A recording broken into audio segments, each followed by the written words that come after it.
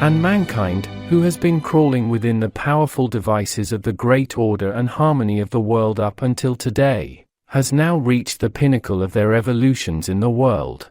The ongoing devices of the great universal harmony are not in a state of allowing much further evolution of human beings, who have been cultivated so far within these devices in the world. For mankind is in a state in which they have rendered all their refining experiences within the possibilities of hydrogen cosmos, have overcome all developmental stages belonging here, and completed their cycles. Their essence beings make strenuous efforts to reaching new horizons, new environs, and new illuminated lands filled with developmental possibilities. They have the longing and intuition to attain the widest possibilities of the great universal harmony, and becoming of that harmony. Although mankind cannot completely attain the comprehensions of this intuition of theirs in their states as humans, mankind today lives in the densest and darkest confusion of this writhing about. It cannot yet forecast where it will go and where it needs to go, but it trashes about with the need of going surely somewhere, of reaching an illumination, of arriving at a spacious environ, of breaking through the heaviness of the matter conditions it is in, by its uncontained acts and without knowing the reason or true nature of this. When it cannot find even a particle of the happiness it vehemently pursues, without comprehending its quality, out of frustration it tries to console itself, by burying itself into the temporary pleasures of material toys. However, its thrashings about, which seems to have no use other than increasing its confusion, is actually preparing for it the paths to happiness it seeks, anticipates, and needs on the face of the mechanism of destiny. And in order for mankind to attain this happiness they vehemently expect, the necessary devices are certainly on the way of establishing within the great harmony of the cosmos. These further devices are appreciated and determined within the harmony of the divine order, in accordance with the imperative of effectuating necessary forms, according to the new wants and needs which reached maturation, and with the gradual changing of the current world order. Therefore, regardless of however catastrophic the all-incoming changes may seem in the face of human comprehension, they will occur under the devices and orders, which are most suitable and perfectly responding to the needs of human beings. The events to be started soon will prepare the last suitable scenes for human evolution, which could be possible in the world, and will close the curtains on the last act of a suffering stage of the world, which has been continuing for ages. None of the needs of any being in nature is met with neglect. Orders and devices which are suitable to all evolutionary needs and wants are immediately established, because the universe is for evolution, and their fulfillment of all evolutionary needs is an imperative. As to the forms and directions of the new schemes and devices to be established on the face of these needs, we have said that human beings have entered the state of candidacy for more superior lives, and reached the gates of the infinitely illumined lands. However, for mankind to attain these high and illumined lives which they deserve, these gates must be opened. So, a small deed remains to be done for mankind to be able to migrate to these unique lands of happiness, which they longingly pursue, drenched in blood and sweat, and this is but to open wide these gates, which are ready to be opened by giving it a flick and barging in. However, the realization of this will be possible, again, within the flow of some events which are very ordered and harmonious. And this is to be as such is necessary for the well-being of mankind. Certainly, many humans will benefit from the great preparations, which are ensured by the harmonious devices within this immense order, and consequently, they will not miss the opportunity to flow away within a great atmosphere of joy, in order to soar in the infinite lives of the etheric cosmoses, in the realm of infinite possibilities. We have now stated clearly that, in the radical changes which are about to start to occur soon in natural conditions, Nothing will be purposeless and imprudent, and even the smallest event will be put into effect within an unfailing and infallible device and harmony by the superior beings in duty, in accordance with the necessities coming from the unitary.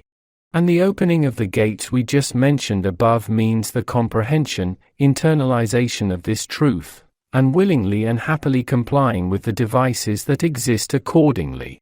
Therefore, the new harmony which will occur with the changes in the natural conditions on the earth has an extraordinarily great value and significance in regard to granting these possibilities of deliverance. Remember that these states which will be apparently disordered, worrying, and even disturbing are actually valuable means, which will help mankind to acquire high gains, and are for the benefit of mankind. 4. The countenance of mankind which will be changed, and the harmony which will be established by the new devices will occur only after the closing of a world cycle. So, because of this, there are the last preparations the world will go through.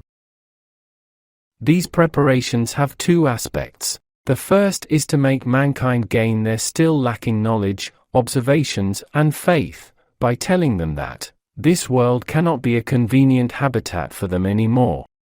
And the other aspect is to put into effect a new world, which is convenient for the simple bodies who will come later. Now, we start to explain the qualities and forms of forthcoming natural changes, that is, of the events that are about to manifest. In short, of the great world revolution that is about to happen. Some simple events, which we may term as the first indications of this forthcoming closing of the great world cycle, have already started. These are some atmospheric changes, which do not yet have significance in the vision of the mankind, and are assumed temporary disturbances due to the blind forces of nature. These states will gradually increase and continue without ceasing while making their greater signs felt strongly. For example, the due hot days of summer will not arrive somehow, abnormally hot weather in the middle of winter, and cold weather in the middle of summer will start to be observed. Besides long-term droughts in some places, constant rainfalls at other places will create floods, and significant damages will occur. Strong winds will blow, becoming dangerous, and in some places, they will result in great havoc. Meanwhile, earthquakes will occur, violent seismic upheavals will reveal themselves in this or that part of the earth, among the natural events which mankind will define as disasters. On the seas, unaccustomed events will occur. For example, on shores where no tides occur, the sea will sometimes rise 8 to 10 meters and invade the land. Some cities which are unused to and unprepared for such high tides will be under the threat of floods and suffer great losses. In various locations of the world, from place to place landslides will occur, and some towns and places will experience quite frightful and worrisome moments. Similarly, during those earth disasters, some places will fissure, and smoke and flames will flow out. In short, all of these great winds, floods, seismic upheavals, earthquakes, the surges of the seas, inundations, and ground fissures will gradually trouble mankind, and increase their losses. However, none of these will be out of the harmony or out of order. All of them will be expressions of the gradual advances of the steps, regulated to the targets we have just mentioned. These states will continue, for more or less 40 or 50 years in the world stealthily but unceasingly, and not in sufficient potency for mankind to be able to penetrate their true significance. Nonetheless, they will increase in intensity, while following a gradual advance which has a preliminary quality for further stages. The ones who have read and embraced the knowledge in this book will not have any hardship to intuit the meaning such states, indicated already at the beginning, and they will acquire the possibilities of preparing themselves for the great day to come, with ease, heartfelt peace, and even joy. Approximately 50 years later, these events will begin to make themselves felt much more strongly, and to acquire characteristics which are very disturbing, scary, suffering and arduous for mankind, more correctly, for those who have not properly prepared themselves. Nevertheless, because these events would still not be sufficiently intensified to impose their true significance on mankind, the majority of mankind will be far from understanding the true meanings of these events, and be simply clueless about what will befall them. For example, some bizarre changes in climates will initially begin gradually, cold places will gradually get warmer, and some regions will be scorching hot unusually. As the result of such states, freakish winds will create terrifying hurricanes, and because of these, great damage will ensue. Earthquakes will occur more often and intensify, ground fissures and eruptions will increase, and as the years go by, these states will make themselves felt more explicitly.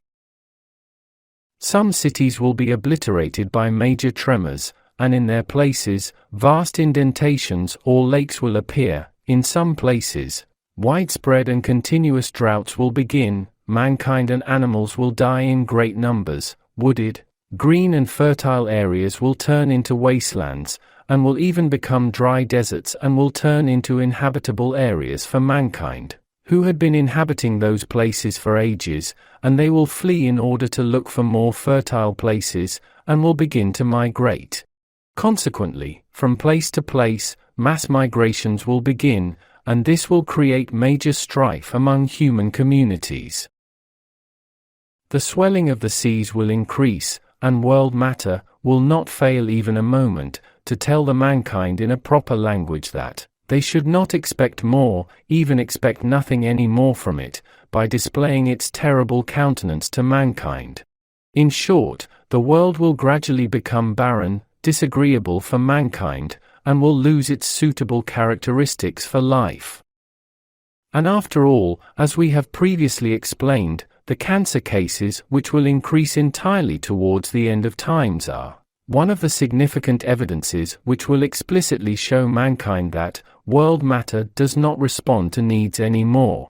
Shortly, starting from the 50th year, besides the consequences put into effect by the droughts, some compelling natural events, including wide-scale migrations from place to place, will cause major unrest in the world, and the gradually souring countenance and harshening conditions of nature towards mankind will swiftly increase the degree of this unrest.